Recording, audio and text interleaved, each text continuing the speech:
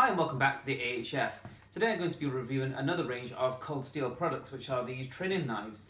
Now, last week I looked at the polypropylene range of swords, which are things like the Bokken and also the European range, and my conclusion was that they're not worth buying. And what became clear from the comments section is that there is a slight exception to the rule, and that is if you are in the United States. And that is because cold steel products are much cheaper over there, and some of the things that we get, like black fencer, some of the European stuff, is much more expensive. So the difference is far greater in the US than it is in Europe. So possibly if you wanted a real dirt cheap training sword to get started and just see if you even like HEMA, maybe it's worth buying. I still think you'd be better off not bothering. A cheap shinai would be at least as good as the cold steel training swords, but even so, some people do seem to like them at the very bargain basement end of the range. Still, I recommend save up and buy a black fencer or purple heart or something like that. Anyway, on to the knife range, which is not the sort of polypropylene stuff that the swords are made out of. It's a rubber, which is called Stanoprene. And it's quite a different material to the swords, and it feels quite different. If you look at the training knives, for example, so this one, it is quite a flexible material compared to the hard plastic of the polypropylene range. And that changes things quite a bit, because if you look at, for example, the European sort of dagger they've done, it's a really rigid sort of piece of kit that's on any kind of thrust work, it doesn't flex at all, whereas you see this does. So the material is very different. It's a little bit softer. As a result, it will take a little bit more damage when it, say, hits a fencing mask, which will kind of give a cheese grater effect to it. But these two, I've had these. I've had this one, I don't know, maybe 8 years, I would say, maybe 10, and I've had this one, I don't know, 3 or 4, roughly. So you can see from the way they've taken, it's not even really worth considering in terms of durability. They really are robust, like most cold steel stuff, incredibly robust. So in terms of edge wear, even against that fencing mask, is it a problem? No. In fact, I've never actually seen one of these break, and we've been using them for a long time.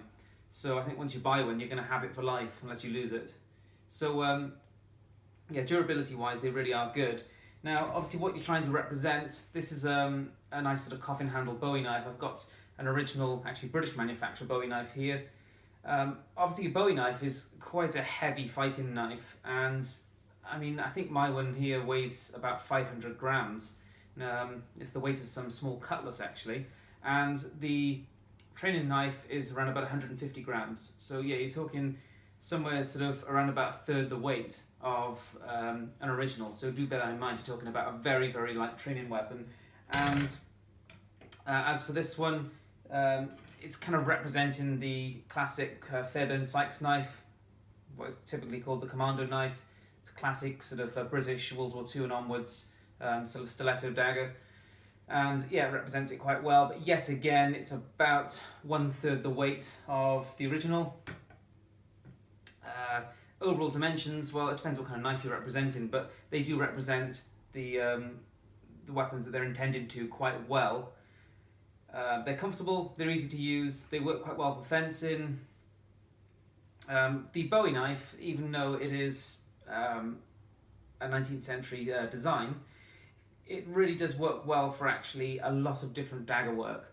If you look to medieval daggers, for example, like roundel daggers, a huge number of them have a really thick back edge like this. So don't be put off by the fact that it's a 19th century single-edged sort of dagger. Well, actually, it represents quite a range of medieval and Renaissance daggers perfectly well.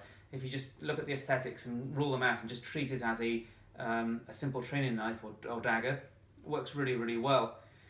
So, have I got anything negative to say about them? Well, do appreciate that they do hit hard. And if I go back to another kind of training knife that we had years ago, this is from Revival, which is the rubber, it's a solid cast rubber rondel dagger. And in theory, they're quite good. The problem they've got is, being this rubber material, is they are incredibly flexible and pliable. And if you've ever done any kind of dagger work from medieval and Renaissance manuals, you know there's a lot of work that relies on the blade being reasonably rigid, so that when it locks against your hands, you can actually push against that rigidity and do locks and binds and throws and all kinds of things. And if it's not rigid enough, those techniques really don't work. So we get into a parry position here, we try and push against the blade and loop around it, and it's so flexible, it just bends around our arm. So this kind of cast rubber stuff, well, I should have, well, these are cast as well, but a very different kind of material. But this kind of revival stuff, and you see it doesn't return true either, really doesn't work well for dagger fighting, whereas these models from cold steel work a hell of a lot better because they're much, much more rigid, despite the fact they still flex. That being said, they obviously hit a lot harder.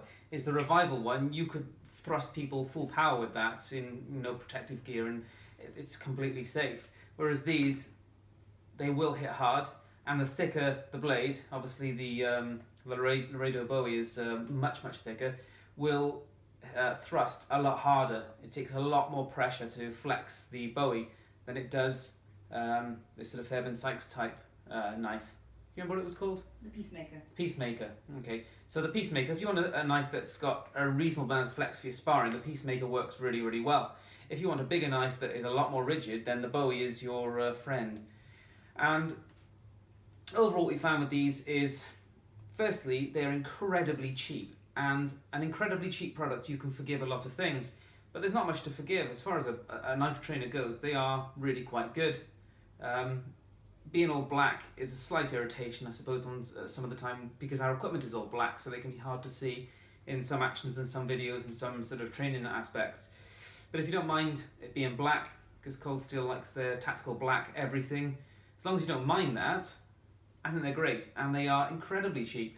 And I'm sure for the Americans that are watching this, that you get them even cheaper than us. I think for us, the Bowie worked out about £15, and this worked out about 10. But I'm sure they work out a lot cheaper again for the Americans. So yeah, actually I really like this range of knives, and there are a few others. There's one that has sort of extra finger grip section on the grip here, which is also quite nice, but I just use these two. This just represents a nice small sort of stiletto type knife, and this represents a nice big fighting dagger, so works really well. So do I recommend them? Yes, they work really, really well, and they're incredibly cheap. And if you want to wear knives when you're doing kind of sword work, because swordsmen historically so often would be wearing some kind of knife or dagger. So you're doing longsword and you want to wear a knife or a dagger so that you can draw it during wrestling and grappling stuff.